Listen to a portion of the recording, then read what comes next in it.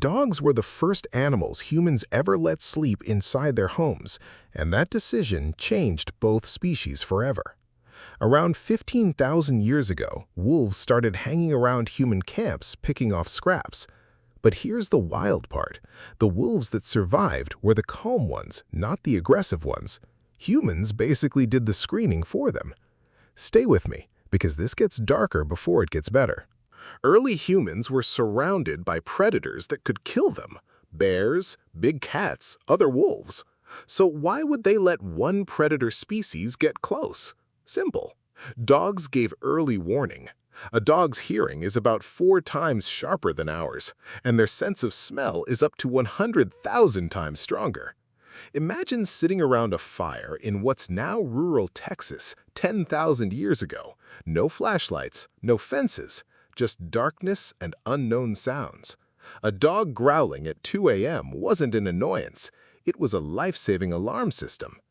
Now here's where it gets interesting. Trust didn't happen overnight. Researchers believe early dogs went through a process called self-domestication.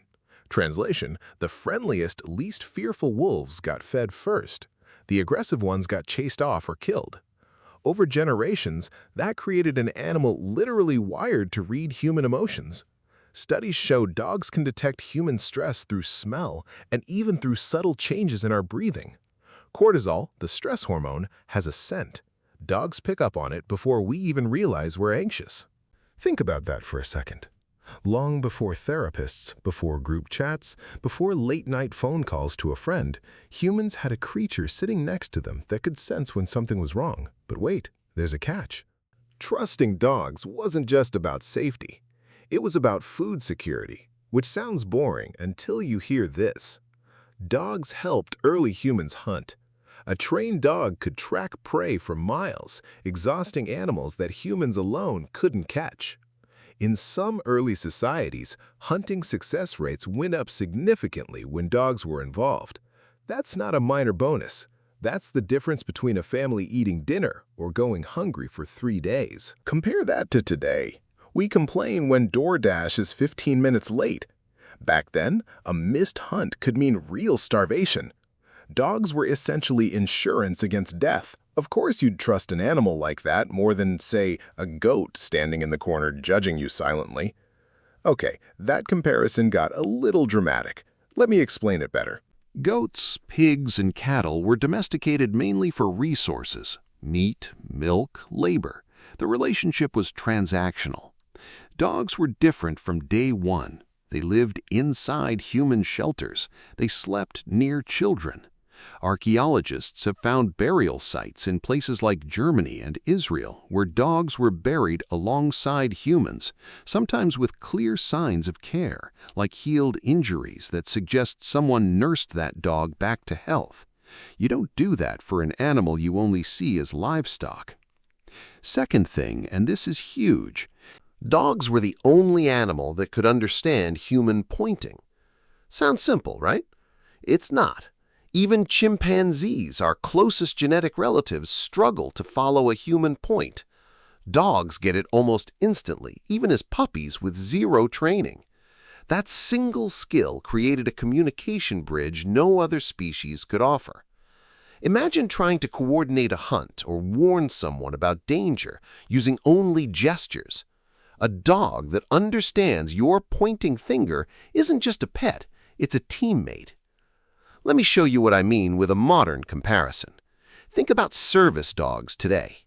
A guide dog can navigate a crowded New York City sidewalk, avoid obstacles, and stop at curbs, all while reading subtle body language from its handler. That instinct to tune into humans isn't new. It's thousands of years of selection refined into the dogs we know now. Before you think that's all, look at this. Dogs also became a kind of social glue between human groups. Early hunter-gatherer tribes weren't isolated. They traded, intermarried, and sometimes clashed. A dog that bonded with multiple families could act almost like a neutral presence, easing tension during interactions between groups.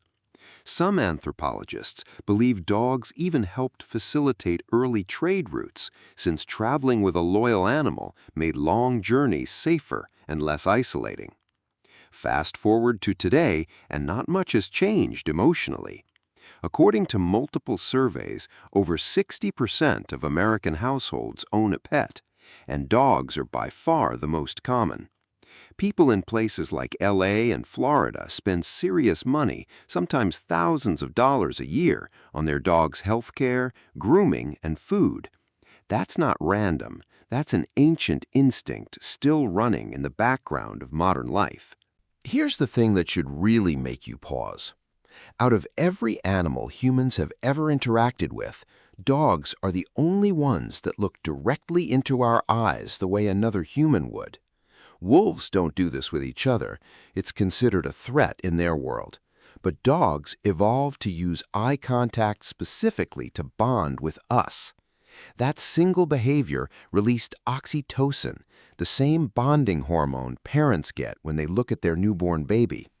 Humans and dogs created their own private feedback loop thousands of years before anyone understood what hormones even were. So when you think about why ancient humans trusted dogs more than any other animal, it's not really one reason. It's safety, food, communication, emotional connection, and biology all working together at once. And honestly, that trust never really left us. Next time your dog stares at you for no obvious reason, know that you're looking at the result of 15,000 years of teamwork.